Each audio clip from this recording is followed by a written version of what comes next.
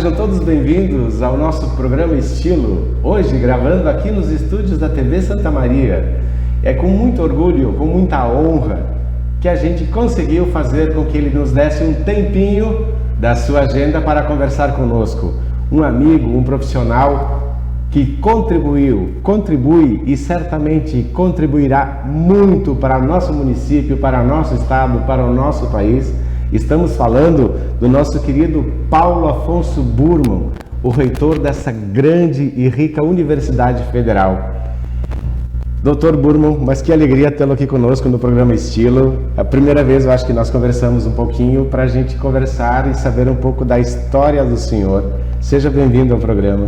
Obrigado, Lucimar. Muito obrigado, uma satisfação, uma honra grande estar aqui contigo, batendo esse papo aqui, conversando um pouco sobre a história da universidade, sobre nós, como nós temos atuado nesse cenário. Mas então a gente começa, antes de nós chegarmos lá na universidade, esse marco no Brasil, a primeira Universidade Federal do Estado, queríamos saber um pouco sobre a vida do Dr. Burman, a sua adolescência, da onde o Burman vem, antes de começar com a própria formação de odontologia. Resume um pouquinho da sua história e da sua trajetória de vida, porque normalmente os jornalistas todos perguntam ao senhor falando sobre todo o seu processo de trabalho dentro da universidade. Vamos conhecer um pouco o outro lado, um pouco mais o lado pessoal também do Dr. Burman. De fato, todas as histórias de vida das pessoas têm uma tendência a começar com dificuldades, né? E comigo não foi muito diferente, né? Sou nascido em Catuípe, no interior, na zona rural de Catuípe, né? Meu pai é agricultor, depois foi um pequeno industriário, né? E acabou se tornando uma liderança lá no município de Catuípe, acabou sendo prefeito em determinado período, mas nós sempre moramos na zona rural. Estudei numa escola rural, a escola rural Eusébio de Queiroz, nunca vou esquecer das minhas professoras e dos meus colegas, enfim, até os 9 anos. Depois é que meu pai e minha mãe, sempre muito presentes na vida da gente, olha, você precisa, como todos os teus irmãos já foram, você vai estudar onde tem a possibilidade de ampliar os teus horizontes e tudo mais, e acabei indo para Ijuí, estudar em Ijuí, no Colégio Estadual Rui Barbosa, em Ijuí, lá início dos anos 70, final dos anos 60. Então, de fato, foi uma jornada assim rápida, né? Até chegar em Ijuí, o tempo passou muito rapidamente. Na época parecia não passar. Parecia. Mas passou muito rapidamente. Eu fiz o então ginásio, fiz um exame de admissão apertadíssimo, né? Olha só. Né? Ela ainda tinha um exame de admissão pela frente. Diferente de hoje, né? Eu fiz o ginásio, na época eram 4 anos, e depois fiz o científico no Colégio Estadual Rui Barbosa de Ijuí. Até o 2º ano, no 3º eu me transferi para Santa Maria, já pensando na universidade. Então, fazendo o 3º ano à noite aqui, estudando durante o dia para o vestibular. E acabei... O que levou o senhor a fazer o vestibular para odontologia? Acho que eu tenho um pouco assim do meu sentimento de cuidar das pessoas, mas tem um pouco também de que, morando na zona rural, apesar da instrução do nível de instrução que a gente tinha, não são as mesmas informações que nós temos hoje, né, que as crianças e os jovens têm hoje. Perfeito. Né, passei por maus bocados com a saúde dental, né? E, portanto, isso acho que me marcou em determinados momentos. Olha, eu acho que esse é um caminho que eu quero tentar contribuir para melhorar a saúde das pessoas nesse campo. Até porque você já tinha aquela visão do pai ser o prefeito e a preocupação para com as pessoas, que era de uma forma extremamente mais familiar, o reinado, eu creio eu que em comparação a hoje, tinha uma preocupação muito maior com as pessoas, com o ser humano em si, né? Meu pai foi prefeito num período muito ruim, é bom que se diga, né? Foi junto ao golpe de 64, né? Opa! E esteve preso por isso, teve 60 dias, pelo menos por 15 dias, a gente nem sabia onde ele estava, né? depois é que nós localizamos, estava em Curitiba, olha só, saído de Catuípe preso para Curitiba, uma prisão de segurança máxima na época, uma coisa assim fora do comum, né? Para um agricultor, um colono, dá para você dizer, né? Passar por esse calvário todo. Foi um homem muito guerreiro, né? Junto com a minha mãe, obviamente, que ela ficou com a responsabilidade da gente, sem saber qual seria o futuro que nos esperava. Então estamos começando a entender um porquê que o Dr. Burmo realmente é um homem de muita garra e muita competência. Quantos irmãos, doutor? Somos em 5 irmãos. Alguém da família também é da saúde? Eu sou o quarto, né? O quarto. Eu tenho um irmão que é médico, né? O meu irmão mais velho, Edilson, é médico, formado aqui em Santa Maria, na UFSM, e atua hoje em Santo Ângelo. E os prazeres do doutor? Hoje casado, 2 filhas? 2 filhas e um filho. São 3 filhos. Os prazeres voltados à família. Como é o doutor dentro de casa? Muito caseiro, sabe? Especialmente depois dessa pandemia aí, que a gente ficou muito mais restrito a convívio com os amigos, e, enfim, sempre gosto de fazer um churrasco, de convidar as pessoas e tal, mas isso está na stand-by. Estamos agora numa expectativa de retomada disso. Sim, né? sim. Porque esse convívio social é uma coisa que nos faz muita falta, nos fez mais intensamente durante a pandemia e continua nos fazendo. Então, é muito caseiro, gosto de ver um filme. Então estamos na trajetória do doutor prestar vestibular. Depois de formado, já tinhas a intenção de ser professor? Trabalhaste em clínica há bastante tempo? Um pouquinho desse seu percurso inicial de formação. Você sabe que eu formei e fui fazer um curso de especialização. Isso é uma coisa assim, no final do ano de 79, quando eu estava prestes a me formar, eu comecei a escrever para as universidades. Na época a gente escrevia cartas, né? Perfeito. Escrevia para algumas universidades. Que dificuldade em chegar à informação e o telefone. Você procurava, enfim, não tinha internet para buscar endereço, era uma coisa assim totalmente... E eu escrevi algumas cartas para algumas universidades do Brasil. E arrisquei até no exterior, né? Mas assim, meio despretensiosamente, vamos dizer. E acabei prestando um concurso na Universidade do Estado do Rio de Janeiro. E fui, né, pela primeira vez saindo do Estado. Foi para o Rio de Janeiro fazer a especialização. Peguei um ônibus aí em Juí, acabei caindo no Rio de Janeiro quase 30 horas depois, né?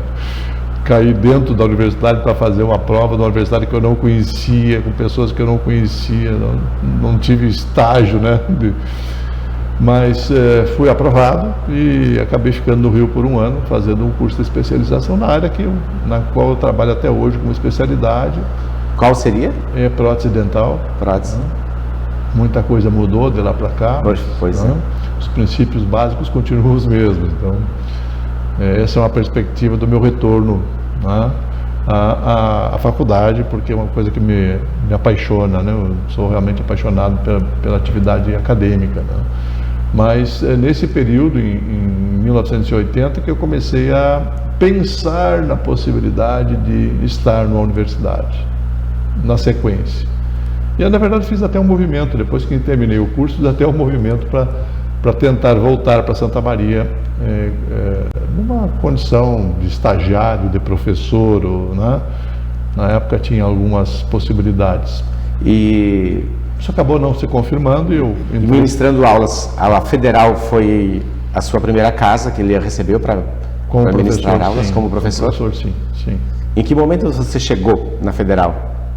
Pois é, eu trabalhei 8 anos em clínica privada, né? De 1980 até 9 anos, dá para dizer, né? Perto dos anos 90 começaste. Né? Até 1989, numa viagem, eu não viajava muito, mas na época viajar era quase que um evento, né? Em 1988, encontrei um professor da universidade no aeroporto, assim, numa casualidade incrível, né? Eu acho que foi em Brasília que nos encontramos. Professor Walter Robson, Chico, o que tu está fazendo por aqui? O professor Walter Robson, na época, era coordenador do curso de odonto aqui, tinha sido meu professor na graduação. Eu estou passando por aqui, estou vindo de Manaus, estou passando por aqui, então. E aí, o que tu está fazendo? Eu estou em clínica, estou em consultório, trabalhando, né? Vem fazer concurso na universidade, está abrindo umas vagas aí. Ah, é, professor? E sabe que aquele negócio de 1980, né? Me voltou a pauta, vamos dizer. Olha só. E eu vim prestar concurso, realmente em 89, no início de 89. Me preparei um pouco, né? Isso era final de 88, me preparei um pouco. A concorrência não era assim como é hoje, né? As exigências de formação não eram como as que são hoje. E logrei êxito, fiquei em terceiro lugar, mas com poucas chances de ser chamado, porque nós tínhamos uma vaga. Apenas uma vaga. Naquele ano aconteceu uma coisa que, de certa forma, os astros se alinharam, né? Porque muita gente aposentou naquele ano, então abriram mais vagas. E aí, no final do ano, me chamaram antes do concurso vencer. Final de 89, 16 de dezembro de 89, é que nós, 10 anos depois de formado, aportamos novamente em Santa Maria como contratado. Quantos anos um professor fica dentro da universidade até se aposentar? Depende de todo o tempo de contribuição, se já tinha... Fora dele também. Se já tinha tempo de contribuição anterior. Praticamente nos anos 60, quando foi fundada. As regras de aposentadoria mudaram bastante, eu já nem sei mais quantos anos, né? O pessoal está contando o tempo assim, vou me aposentar velhinho na universidade. Em qualquer serviço está mais ou menos dessa forma. Então, e o professor dentro da universidade já chegou em sala de aula direto com próteses, ou qual a especialidade que começaste a auxiliar e formar os alunos? Exatamente dessa parte da odontologia restauradora, essa odontologia reparadora, quando o estrago já aconteceu, ou por trauma, ou por cárie, né? Já houve perda de estrutura dental, né? E a gente aí entra no sentido de recuperação daquela estrutura perdida, estética e funcionalmente, né? Nós somos um dos países hoje mais preocupados com a saúde bucal, porque nós vemos ainda que muitos lugares da Europa ou coisas assim, ela não é tão enfatizada como nós brasileiros temos esta preocupação em ter um sorriso perfeito. Mas você sabe que nós temos um déficit muito grande na área preventiva. Melhoramos muito, mas a área preventiva, e por essa razão que não se ouve falar tanto, né, em países da Europa, por exemplo, porque eles fizeram o trabalho de prevenção. A década de 70, né, conhecendo quais os fatores que causam a doença cárie, por exemplo, a doença periodontal, a doença gengival, né, que são os problemas que mais afetam, né? Eles trabalharam preventivamente nos anos 70, nós iniciamos a trabalhar isso nos anos 80, 90 com mais intensidade. Ainda temos esse processo sofreu interrupções, né, altos e baixos, e nós temos um passivo em termos de saúde bucal muito grande ainda e precisamos trabalhar muito nessa área educativa preventiva. Na verdade, processo de saúde pública e educação, né? Nós temos um déficit grande, todos nós sabemos disso. Lamentavelmente, falo isso com tristeza, com dor, né? Porque quando se fala em saúde pública, né, parece que nós estamos tratando de um processo à parte da sociedade brasileira, e não é. Ele não é. Portanto, para todos nós observamos isso muito claramente nessa pandemia. Quem quis ver, viu, né? E ainda está podendo ver a importância da estrutura de saúde pública.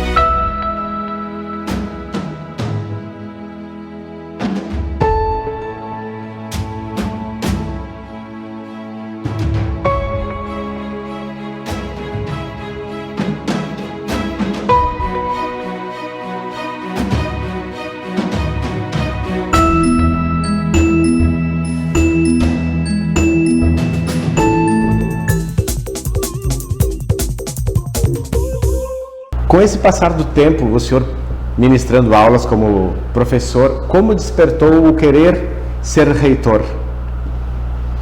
Na verdade, né, eu não posso dizer que eu seja um sujeito ambicioso. A gente tem sonhos e todos nós devemos ter sonhos. Eu acho que isso é fundamental, porque os sonhos são perspectivas futuras. Nós temos que estar pensando também à frente, né? Além de cuidar do nosso dia a dia, nós temos que estar com o olhar à frente.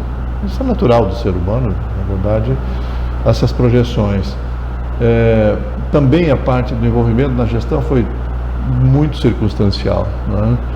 Eu, quando iniciei a dar aulas aqui, nas primeiras turmas com quem eu trabalhei, eu senti a necessidade de uma estrutura melhor do conhecimento que eu estava tentando. Eu estava passando muita experiência clínica, dos 8 anos de clínica que eu tinha tido. Então eu senti que precisava de alguma coisa mais acadêmica, mais científica, né? E procurei fazer um programa de pós-graduação. Me inscrevi novamente, né? Fiz uma rodada entre universidades e acabei escolhendo a Universidade de São Paulo, a USP, e fui a São Paulo em 1991 iniciar um mestrado na área de prótese também, né? Porque era a área onde eu estava mais atuando na universidade. Sim. E ao retorno disso, né, até recebi um convite para ficar, depois que eu fiquei 4, quase 5 anos em São Paulo. Meu orientador disse: olha, nós precisamos que você fique aqui conosco na USP, né, porque temos algumas vagas aqui, você vem prestar concurso. Não, professor, eu tenho um compromisso com a universidade, eu tenho que voltar para lá. Eu saí 4 anos, 5 anos quase, eu preciso voltar para Santa Maria. E eu retornei. Ele disse: tu vai retornar, mas tu tem um compromisso em Santa Maria, criar um ambiente para um curso, para criar um programa de pós-graduação em Santa Maria, porque vocês não têm lá, é importante que vocês tenham. Eu voltei com essa meta, né? E comecei a trabalhar com colegas para organizar um grupo que pudesse construir uma base para a criação de um programa de pós-graduação. Então começamos a trabalhar muito com iniciação científica nos primeiros 3 ou 4 meses. Naquele ano houve uma nova leva de aposentados, né? Naquele ano de 95. E a coordenadora do curso veio conversar comigo: olha, eu vou me aposentar, e eu preciso, aliás, não foi bem assim a história, acho que esse pedaço vai ter que ser cortado, estou tentando lembrar.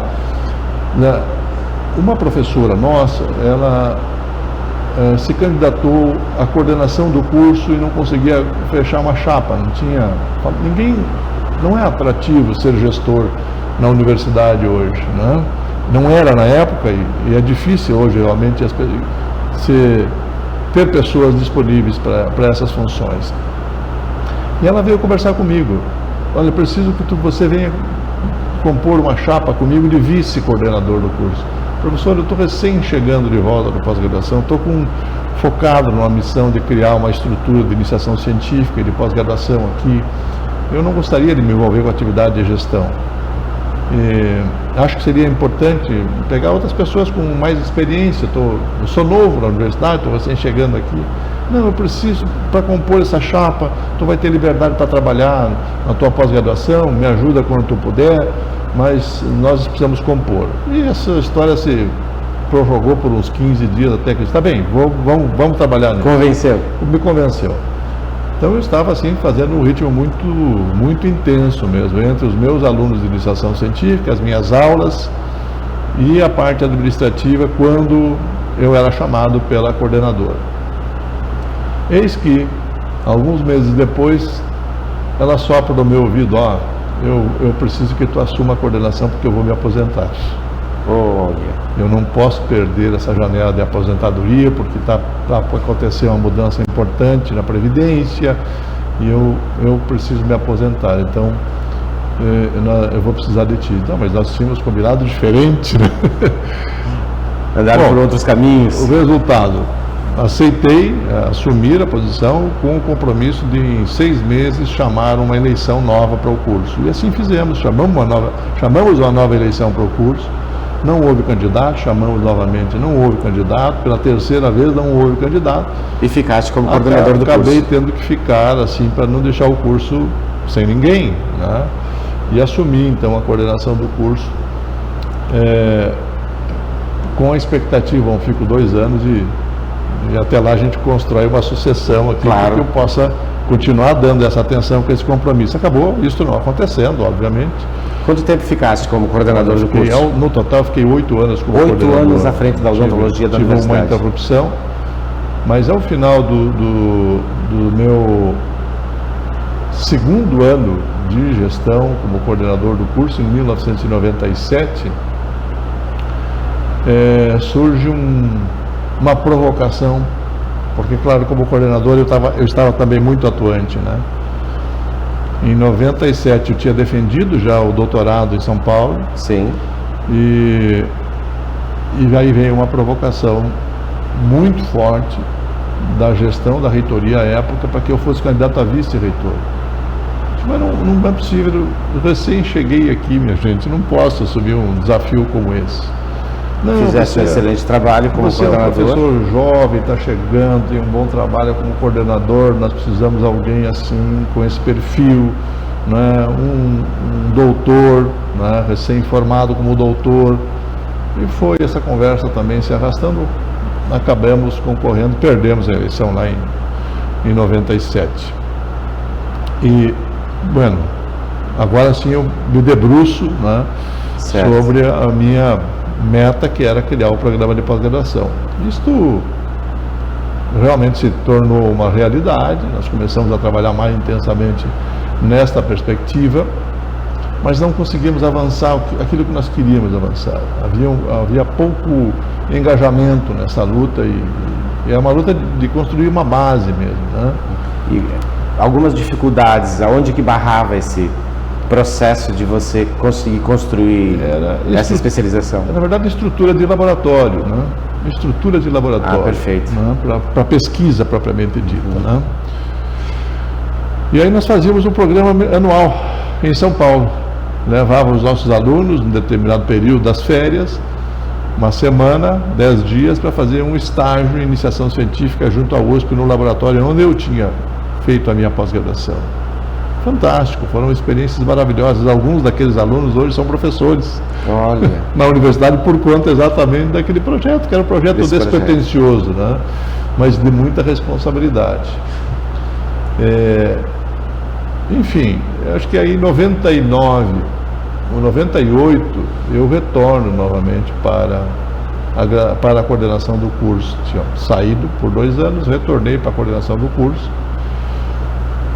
e permaneci assim até, salvo o melhor juízo, até 2005. Ficaste praticamente 3 gestões, em torno de 2 anos que se troca.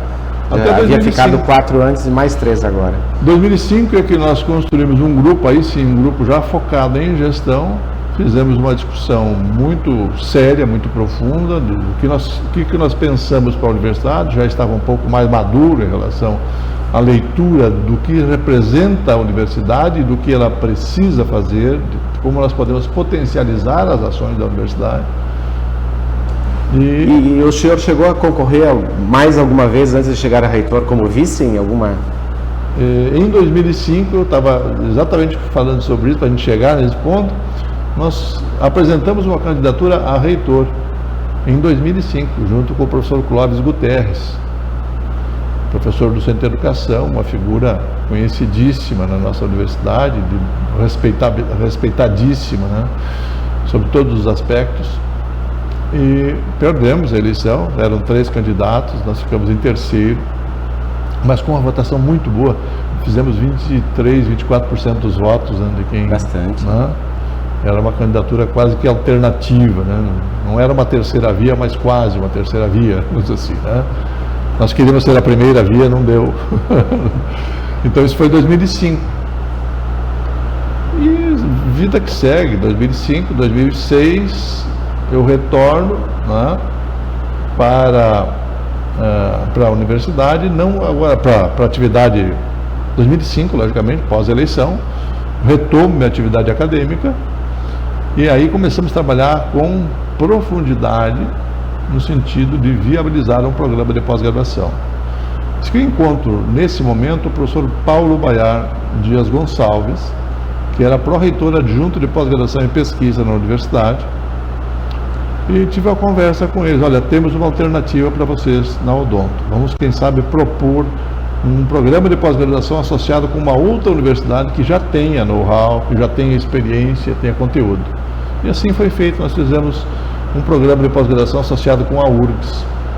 Essa associação prevê que você fique acompanhado pela URGS por um determinado período, depois acontece, né, a autonomia do programa, como de fato aconteceu. Então, em 2008, nós criamos o programa, foi aprovado pela CAPES, ele começou a funcionar em 2008, 2009. Aí, em 2009, eu assumi, em 2008, logo no início, assumi a coordenação do programa.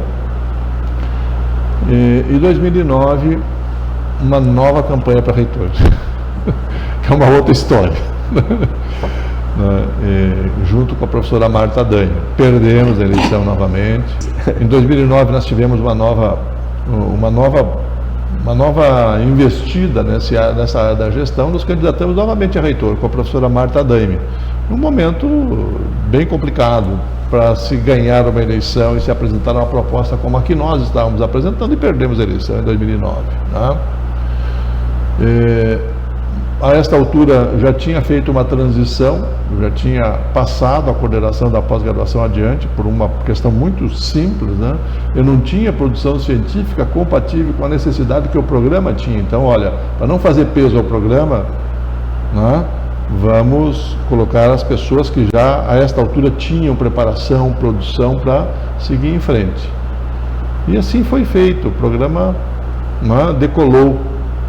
Né? Graças a todos aqueles anos passados. Né? Decolou, foi um programa associado, logo ele inicia com o conceito 3, logo passou ao conceito 4, né?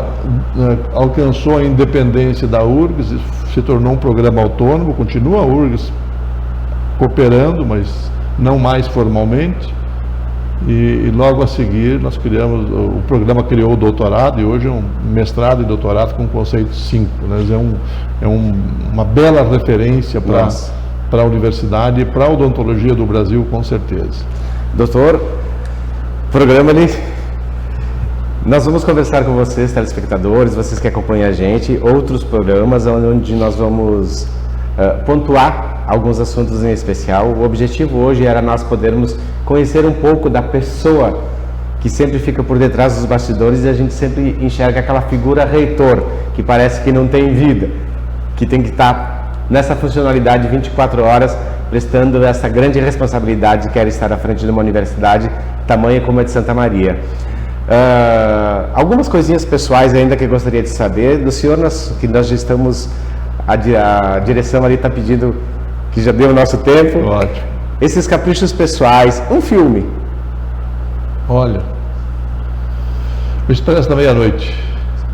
Sensacional. Uma especialidade da culinária, o que mais que te aprecia? Eu gosto eu faço uma cozinha bem básica, né? Eu cozinho bem básico. Soube que o senhor é bom piloto de fogão, né? Coisas bem básicas, né? As comidas muito básicas. A minha esposa que é especialista, né? Na hora de o senhor conseguir ter uns dias de lazer, preferes natureza, preferes mais uma praia? Eu sou bastante eclético em todos os gostos. Bastante variações. Eu gosto da natureza, logicamente nós estamos falando de uma praia também, em contato com a natureza. Viagem é uma coisa legal, bacana, eu gosto bastante também. Não viajo muito, mas enfim, gosto, né? Passear com a família, acho que é uma coisa fantástica, né? Eles estão todos adultos hoje, mas ainda a gente mantém, né, aquela vontade de, vamos viajar juntos, vamos para tal lugar, vamos pegar o carro aqui, vamos para Livramento, né? Uma coisa boa. Ou vamos para Porto Alegre. Nada de muito planejamento, dá uma saída. Ou vamos para Itaara, algum lugar assim. O senhor gostaria de deixar alguma mensagem, algum recado agora em primeiro momento, já que nós abordamos 100% focado a mais um pouco da vida do senhor que a gente tinha sempre um pouco de curiosidade para saber também como o senhor construiu toda essa trajetória até nós começarmos a entrar na universidade, que será no próximo programa. Veja, a vida é bonita para ser vivida, ela é cheia de dificuldades, né? A gente está sempre enfrentando desafios e isso faz parte, né? Nós temos que ter energia e a leveza para seguir em frente, enfrentando e superando os desafios. Isso é para todos nós. Acho que as lições que a vida nos ensina têm que servir exatamente para nos orientar dentro desse caminho, né? Fazer amigos, né? Fazer o bem por onde nós andarmos, são coisas que não podem sair da nossa pauta nunca. Amigos são como irmãos, né? E nós precisamos ter sempre próximo da gente. Às vezes a gente não consegue essa proximidade por conta de toda a atividade, da rotina que nós temos no dia a dia. Mas precisamos fazer força para estarmos juntos todos, né? Sempre que possível. Mas sempre com aquele pano de fundo, né? Mais do que nunca nós precisamos estar atentos à vida e ao bem, a fazer o bem. Eu acho que isso é fantástico, né?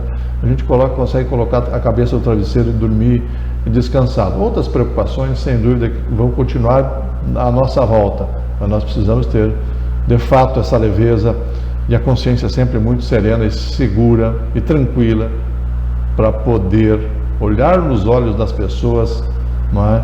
E olhar com segurança, com um sentimento de troca permanente.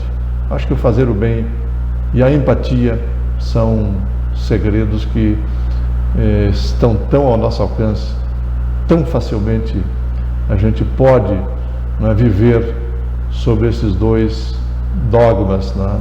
Acho que isso é muito importante. Depois dessas palavras de verdade que fez a gente repensar também, duas perguntinhas bem rapidinho para nós encerrarmos o programa. Religiosidade. Espiritualidade. E espiritualidade. Família Burman. Italiana, alemã, descendente de? Eu sou uma mistura aí. Dizem que é uma mistura difícil, né? Mas eu não acho.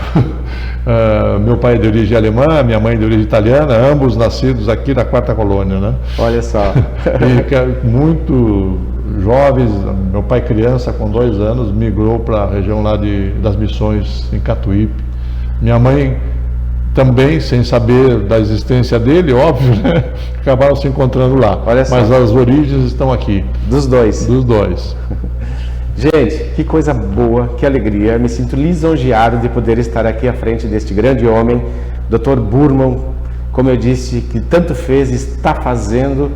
E no próximo programa, com certeza, você vai conhecer um pouco mais sobre toda a história do nosso querido reitor Burman, um homem de grande fé, de grande responsabilidade, que está à frente dessa grande universidade, fazendo ela crescer a cada dia, na educação, na construção, a transformar vidas. Isso que é muito gratificante para a gente, nós tê-lo aqui em Santa Maria, junto de nós, para fazer esse município crescer bastante. E certamente essa universidade que já atravessou todas as montanhas possíveis no mundo inteiro. Como a gente diz, o mundo é redondo e lá ela está circulando o tempo todo com seus alunos, fazendo com que nós tenhamos um mundo melhor com toda essa qualidade de ensino que tem a Universidade Federal de Santa Maria. E atualmente o responsável por tudo isso é o Dr. Burman. Doutor, muito obrigado, ficamos muito felizes de o senhor estar aqui, expondo um pouco do seu lado pessoal, para que a gente realmente possa entrar um pouco dentro de você, para nós sentirmos também a pessoa querida que é o Dr. Burman. Obrigado, uma oportunidade ímpar de estar aqui conversando contigo, Lúcio. Obrigado a vocês do programa. Segue sempre agora com o encerramento, é claro, com a nossa querida Maria Luísa. E na programação, na sequência das programações, nós iremos conversar outras vezes para vocês conseguirem conhecer também todos os feitos, tudo que o doutor realizou durante a sua gestão de reitor da universidade.